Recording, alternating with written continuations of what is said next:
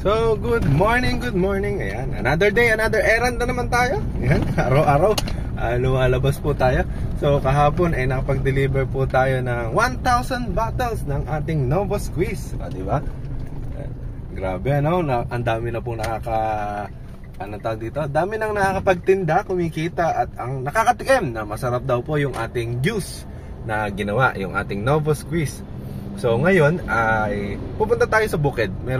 Pupunta muna tayo sa bukid. May bibigay po tayong biofertilizer na apply dun sa ating mga tauhan dun sa ating bukid. Kasi first dressing na. So kailangan mai-apply po yung biofertilizer. Mamaya makikita nyo kung anong biofertilizer yon. Tapos pupunta po ako sa Pangasinan naman pala, sa Santa Barbara, dun kay McBride. So nagkulang na po yung ating stock na bote na 350 ml, kaya magre-restock po ulit tayo. So naubos, di ba? Ang gandang balita, di ba? So ngayon nag-order po tayo ng nasa 5,000 bottles po yata yun na 350 ml. Tapos may order din sila. Ayan, no? Tingnan nyo, kaliwaan lang. 50 bottles naman ng Novo Squeeze na juice. Ang dahilan naman nila, masarap daw. Tapos pangbaon daw nila sa school araw-araw, di ba? So napakaganda po at napaka-healthy ng ating juice na ginagawa na calamansi drink. So ngayon ay another day, another errand. Samahan nyo po uli ako. Yan, papunta na naman po kami. At maglilibot. Ako lang pala. Ala po pala akong kasama ngayon. Yan. Da-drive lang po ako .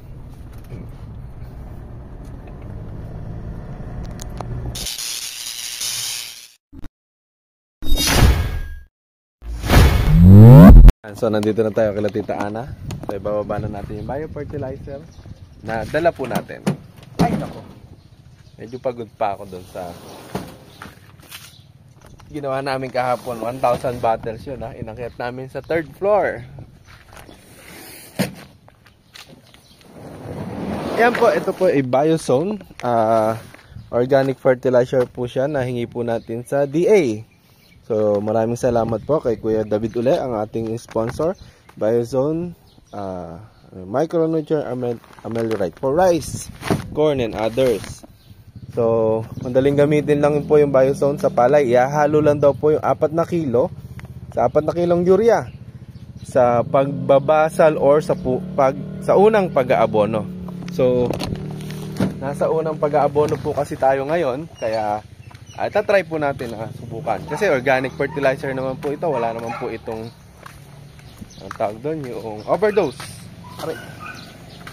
Kaya tatry natin ipalagay. So ito naman yung ibang pataba natin .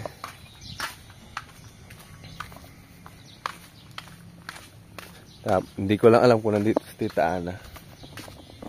Sarado yung bahay . So dalawa pa. Ang dami yan . 4 ang isang sako. 8, 10. Ay, ang bigat. 12 kilo.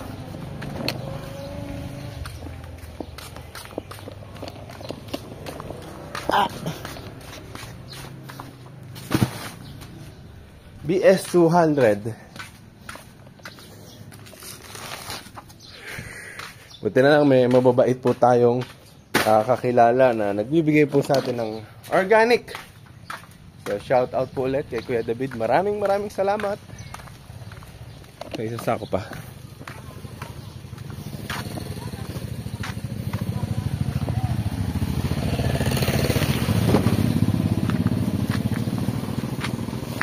Ang bigat.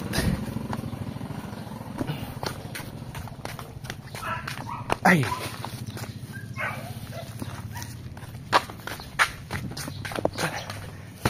Nakakatakbo pa.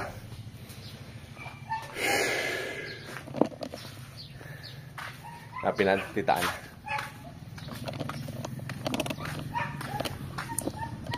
Ano, charge yung N1 ni Tita. Tita Ana.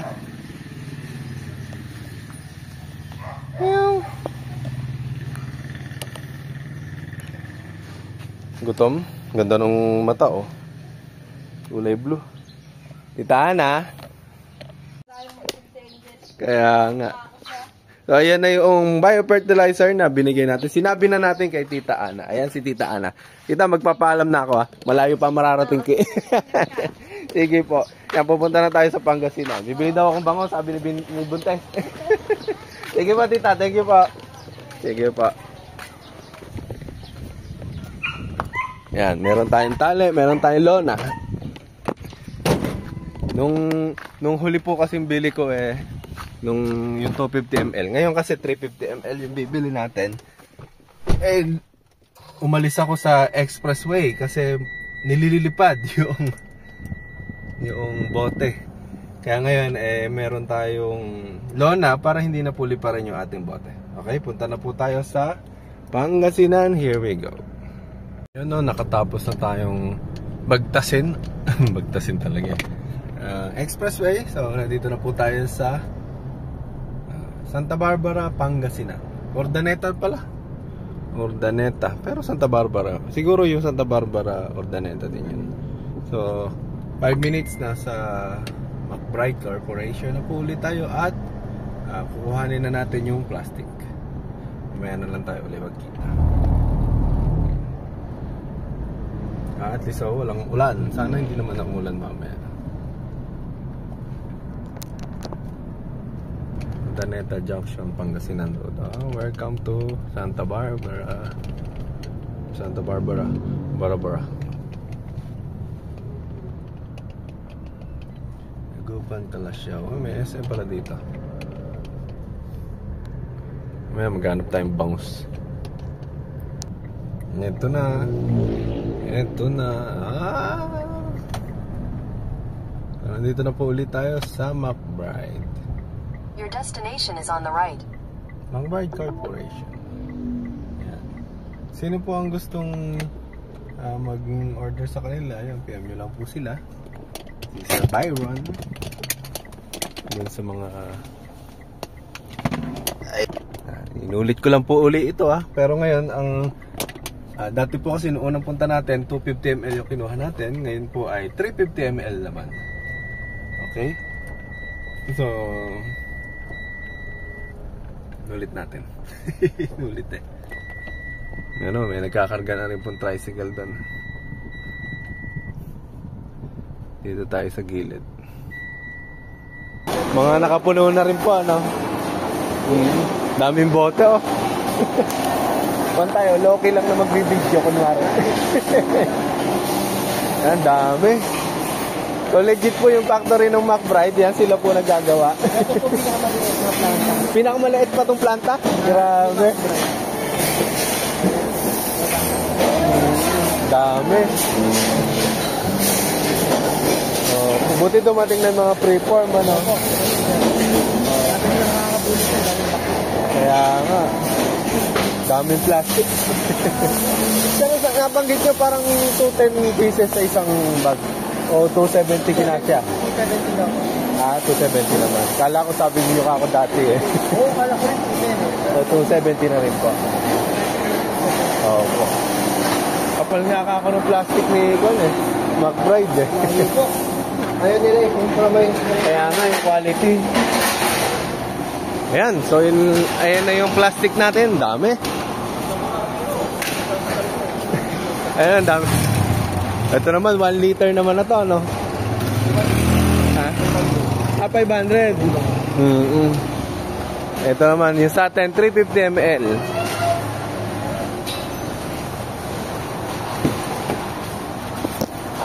Nagdala na ako lona nung lumipad sa express. Hindi naman lumipad, bumuka lang. Kaya bumaba ako sa express Kaya sabi ko dapat matakpan ng lona. Ha? Ano? Susunod L300 na dadaling ko.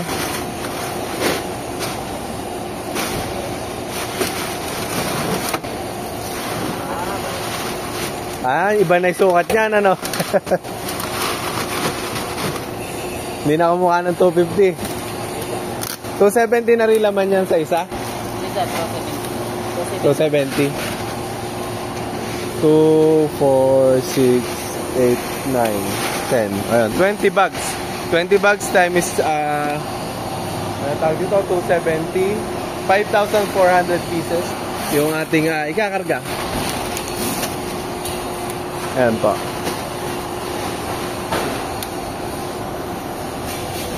Nagdala na akong lona eh. Tatakpan ko na kako.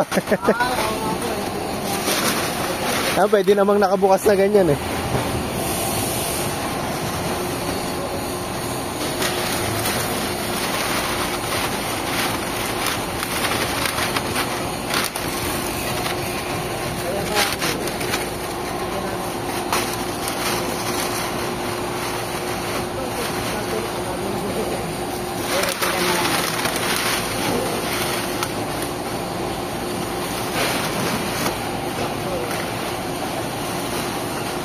Yan, patagilid mo na.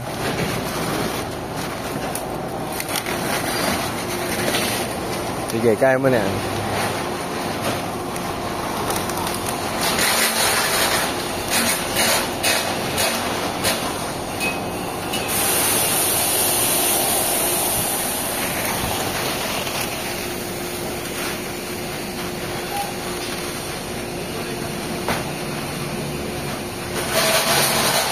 Dami. Pa? Sanay na sanay sila sa kamada. Kaya nga. Nung minsan yung nandun, nung huling pagpunta ko, bumuka. Yung sa may ano ko? Yung nasa ibaba, gumaganon. Eh, sabi ko, makapaglala na nga ng lona para... Opo.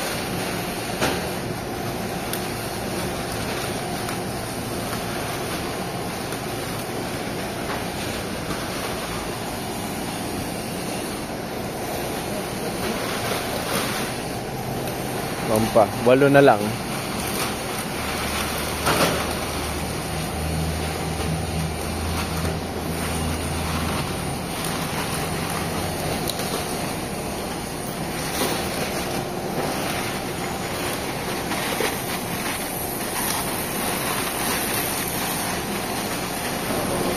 Ayun yung cup, kulay green.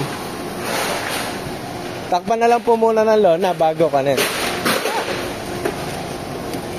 Bagay, talian muna, no? Tapean pala. Opo.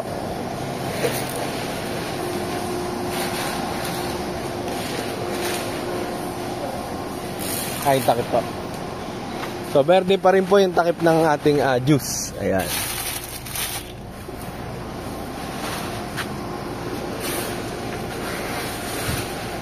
Nakakakompa lang kami nun eh. Nilinis muna namin. Naka-4 kaming 250 na nilinis eh. Pero konti pa lang din nagagawa namin. Ang naubos yung 350. Talaga po? Oo po.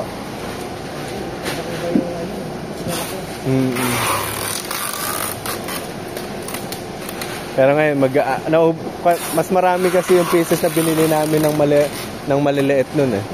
Nung dati, yung ibang model. Ngayon, naubos. Una ito. Pero ubos na rin yung maliliit. Kaya puro green na kami ngayon. Puro green cup. Opo.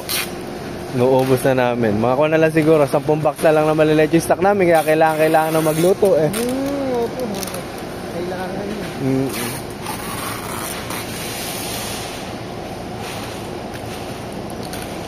May singit-singit. May solar na kuno isang araw. Sa Pampanga naman ako.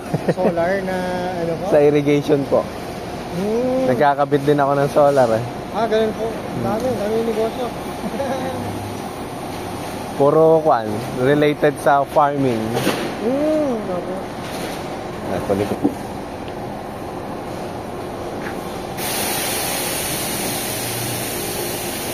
Wala pong hinto yung production ng plastic dyan. Araw-araw. Ano nga po, ang tawag nito, December 30. Pumasok pa po sila. Saka 30. Ay, grabe ano. Update sila ng 30. Para lang gumawa ng plastic. Grabe po. Meron pa nga po yung hindi namin mahanap ngayon na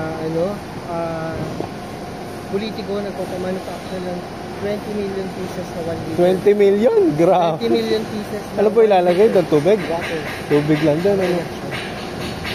Naganda lang lang yung Stig. stick. Saktong-sakto po yung lona na binili ko. Galing mag-compact ni Kuya. Oo. Hindi nalilipa rin ngayon sa NLEX yan kasi tawag dito? Nakatali na ng lona. Yan, thank you po ulit, Sir Byron. Lalagay po ulit natin number nyo dito. May umorder ba sa inyo dahil dito? Para nakakabili din sila sa inyo ng bote. Opo. Sabi nga ni Sir, may mga gumagawa na rin ng kalamansi juice, Ay, no? ang dami ngayon. Inquiries, ang dami po. Opo, mainam yan para hindi na nila itatapon o ibebenta ng mura yung kalamansi nila. Totoo. Magkaroon sila ng value adding, di ba? Para, tawag dito? Hindi na po mag-iisip na yung farmer natin, itapon lang yung mga bunga na mamumunga doon sa kanilang kalamansi. Excess talagang Pagka mura ng presyo, talagang hindi nila binibenta. Pinipitas nila sa ilalim ng natapon. Kaya ito, naiisip natin mga value adding. Kung may tanim po kayong kalamansi, magawa po kayo ng value adding sa inyong produkto. Sa inyong na-harvest pala. Kaya naman ako nagagawa ng mga ganito para sa mga farmers na nasosobrahan ng ani. Susunod dyan, tanglad at saka mango.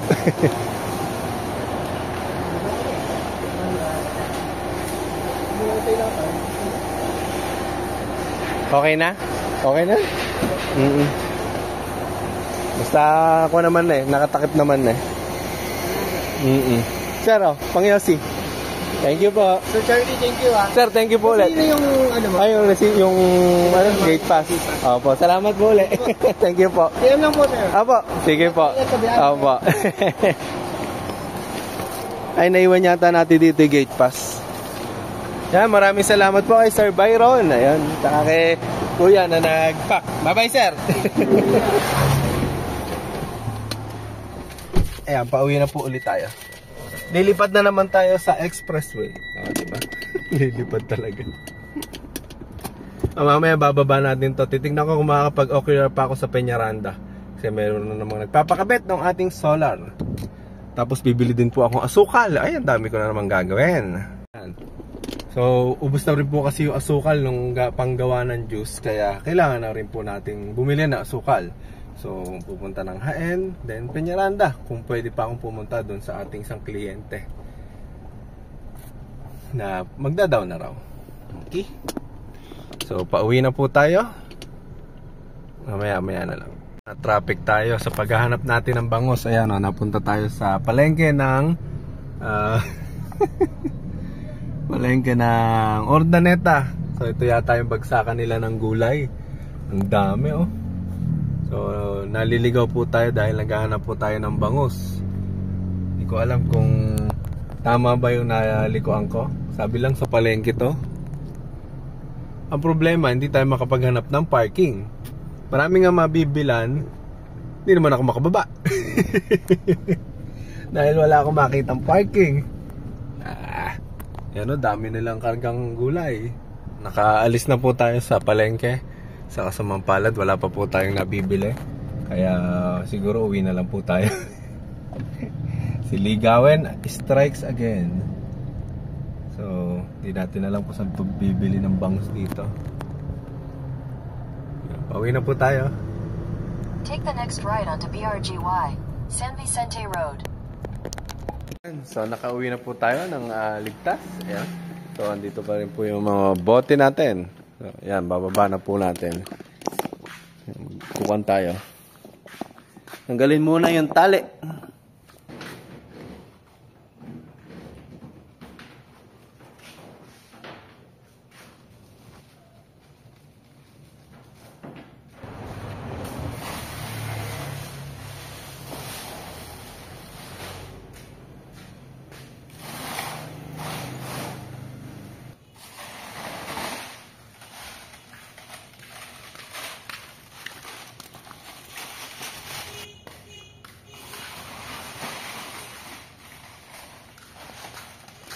Magaan lang po ito. Magaan lang to.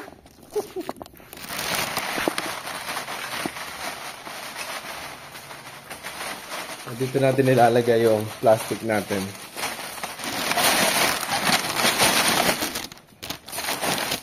Para kita po kaagad Nililinisan naman po natin ito, ni-sterilize natin bago po natin gamitin. 3 beses. So, madami-dami pa.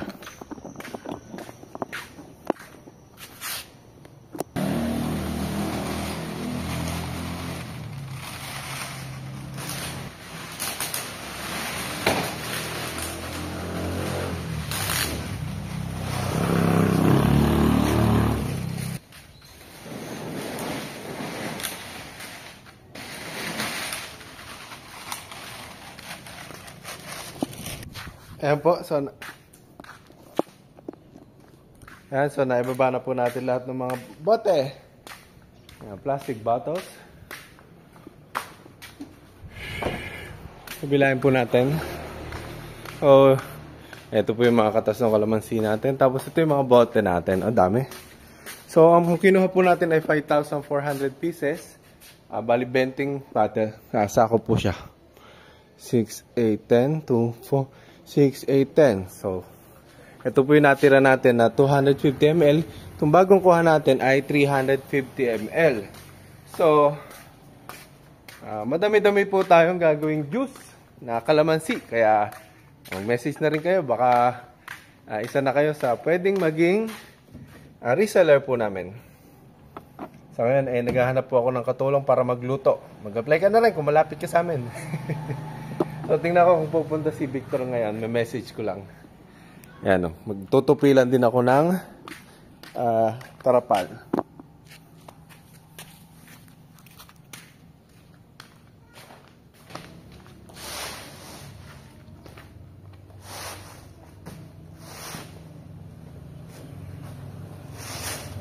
Yan, susunod na natin.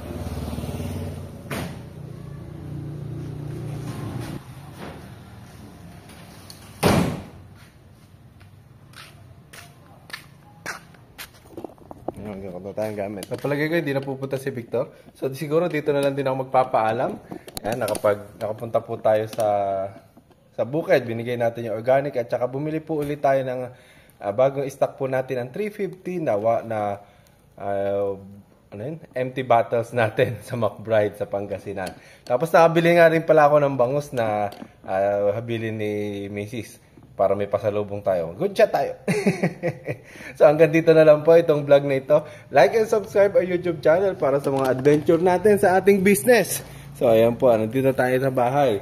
Ayan, so kung nagustuhan niyo po ito, like and subscribe. Bye-bye! Happy farming!